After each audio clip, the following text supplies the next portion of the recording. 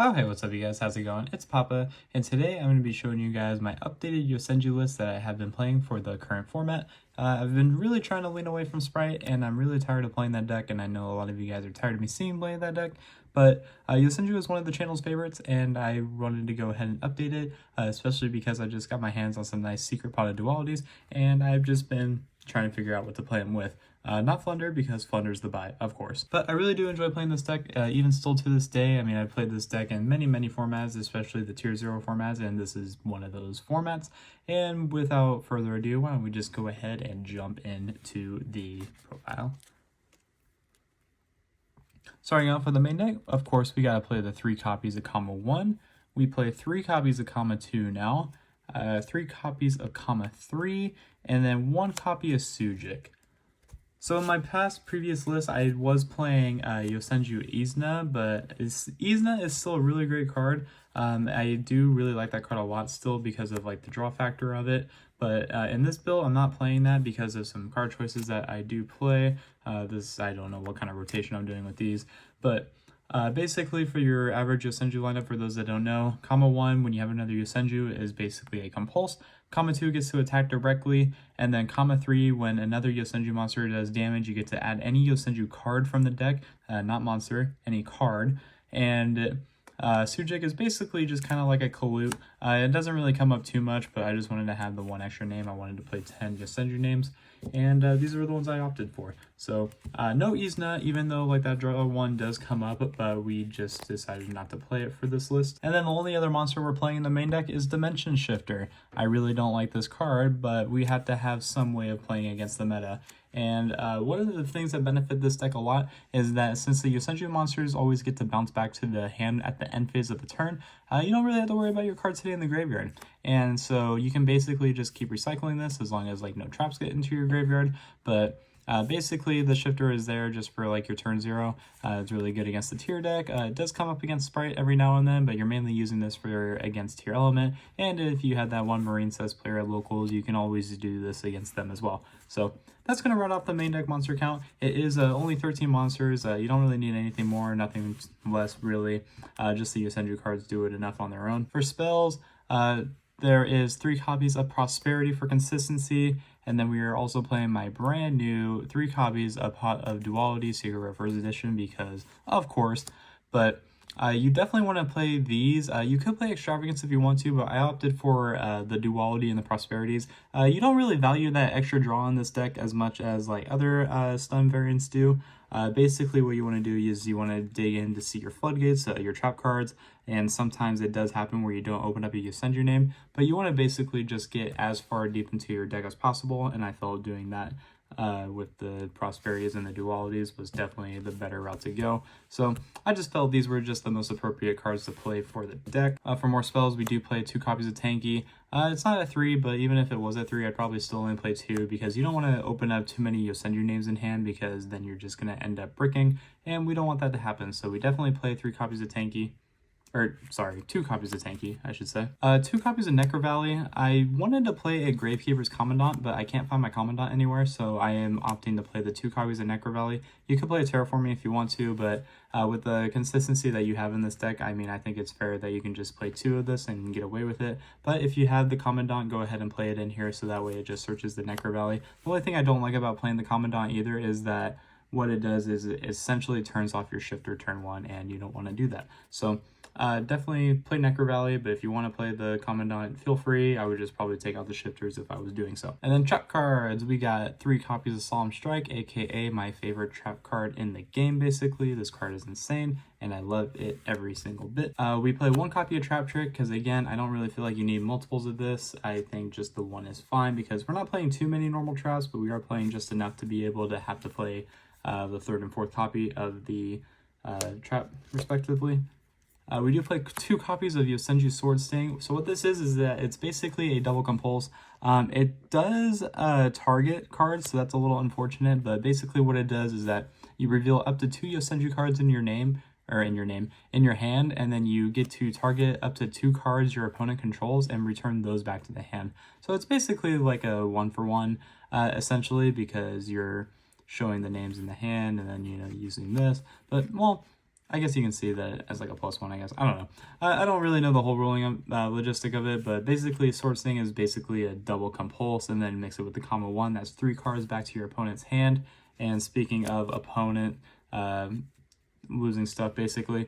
2 Drowning Mirror Force. You could play Storming Mirror Force if you want to. I like Drowning because it just puts everything back as opposed to doing it to their hand, and especially since the Yosenju's bounce back at the end phase, you can go ahead and play more freely with this. When you play Storming, it puts it back in the hand, this shuffles it back into the deck, so that basically makes it to where you don't have to worry about them doing the same thing to you on their follow-up turn. But if you have Necro Valley, like Macrocosmos, whatever the hell you have up, you basically don't have to worry about it. But 2 Drowning Mirror Force, I think it was just like the more safer trap to play, and plus like it's just more fun that way. For other traps, I was playing 3 of this, but I ended up playing 2 because it is only a like hard once per turn. But 2 Ice Dragon's Prison, basically what it does, you get to summon a guy back, banish it when they have another one out. So it's really good for playing around like the tier element cards, basically getting rid of like sprite cards.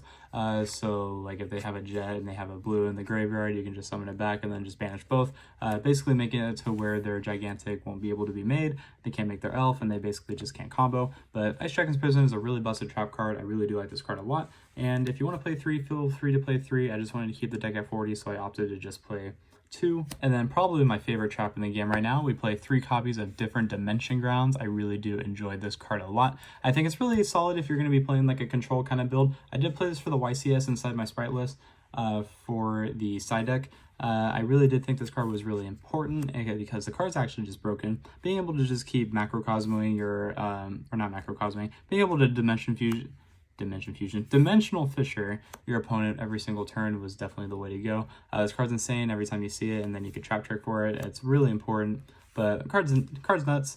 Definitely want to be playing 3 of this. And then I only played 1 Floodgate. I only played 3 copies of Gozen Match, basically mainly because all of the Yosenju cards are wind, I believe, and then when you play against like tier element, if they like hard summon the Rhino Heart, then they're kind of just forced into waters and they don't really get to combo too much there. When they're playing Sprite and they like summon Fenrir, you can just go ahead and flip this and then they're stuck in their earth, so they can't really do too much there. Gozen Match just has a lot of usages, and if I was going to play Rivalry, I'd be playing rares, and I don't want to do that, so I'm going to just be playing my super common, or not my, I'm just going to be playing my super Gozen Matches, so respectfully, just respect the grind. And then the last card I play in the main deck is the Macrocosmos. It's the 40th card. You don't really need anything else. I just thought like this card was like the cool flex. You could play whatever else you want. You could play like a Call by the Grave, you could play the Commandant, you could play a Terraforming for the Necro Valleys, but I just opted for the Macrocosmo just because it's more fun that way. That was it for the main deck. 40 cards in the main. For the side deck, for the extra deck, I would play 3 Entis because of cards that I'm playing in the side deck, so it would make a lot more sense there. You could take out one of these and play a Baguska. I realized I didn't put a Baguska in here, so this should arguably be a Baguska with 2 Entis, but it is what it is. Mudragon of the Swamp. Card's busted because we are playing Super Poly. Same reason for Super Polys. We play 2 Garuda, but with another card I'm playing in the extra deck, it makes a lot more sense when we see it. Last Warrior from Another Planet. Starving Venom Fusion Dragon, and a Naturia Exterio to wind up the fusions, because if you haven't taken the hint already, we are playing Waking the Dragon in the side deck because this is just basically a fun like rogue deck, but we all know how rogue decks do against tier 0 formats. I play Scarlet Red Dragon Archfiend. This is mainly just for the Waking the Dragon target. This is basically a time card if we ever get to it, but it's in there just in case you need that safety net. 1 copy of Cowboy. Again, it's a safety net for in case you go into time, but it is what it is. 1 Lightning Chidori. This card never really comes up, but it's 2 level 4 wind monsters, and when it would succeed them, and you can target 1 set card your opponent controls and return it to the bottom of the deck. You can also detach material, target a face-up card your opponent controls, and put it at the top of the deck. So it's like mid, but you know, it's something you can make. And if people remember Chidori, then you deserve a senior meal at IHOP or something, I don't know. Ultimate Falcon, this is another Waking the Dragon targets. I do play a Zeus because it's just there for safety net, but it basically never comes up because you never really touch the extra deck too much. 1 Avermax, this is just like the big boss that you want to end on for when you're playing Waking the Dragon. You could use Avermax, or you could use like the Infinite Track Link 3, I believe. I forgot the name of it, but you could use that.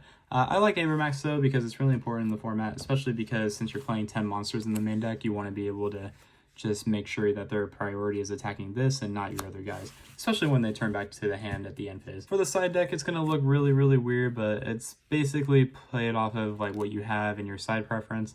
And it's also just locals based, but I do play 2 Fossil Dyna in the side deck, basically because you never special summon in this deck, unless it's for like Waking, or if it's for the Xyzes, but you never really do it, so I just play 2 Fossil Dyna for that reasoning. 3 copies of Ultimate Slayer. This card's really busted. I never actually like used this card. I've had it in my binder forever, but I've never really used it. So this is like a cool way for me to use it. And I really do like Ultimate Slayer. It's a really busted card, being able to send like your Garuda, being able to send your Entis. It's really cracked. I really do enjoy this card a lot. 3 Super Poly. Yeah, I shouldn't have to explain anything there. Double Waking the Dragon. You don't really need 3. I thought about playing 3, but I decided to cut 1 out for Anti-Spell, and Anti-Spell is a really busted card as well, being able to protect yourself from like Lightning Storm, being able to protect yourself from Twin Twister. I mean, they'd have to like shotgun the Twin Twister, but you know what I mean. You don't really want to lose the spells. And then 3 Judgment for going first for like evenly matched, Lightning Storm, whatever it may be. You just want to be able to protect your stuff. But yep, that's going to go ahead and do it for the deck profile. I really hope you enjoyed this list. It's just something fun that I thought about toying around with. I mean, I really do want to like fix up like rogue decks to like compete with the format. I really want to play Infernoid. That's like a list that I really want to like try touching base on in the near future, but I opted for Yosenju because once I got my dualities, I was really wanting to play something with a normal summon based style, and of course my usual go-to is Yosenju, and I know you guys like it a lot. I know you guys like seeing like rogue decks on my channel because it's something budget friendly and it's something to where you can just toy around with. You can play whatever techs you want to, like Drowning Mirror Force was just my tech for the deck, but there's basically just a whole lot of cards that you can play with like really like cancerous stuff like this, but like the deck is really fun. I really do hope you guys enjoy it, and until next time, this has been Papa, and I will catch you all in my next video. Take care, everyone.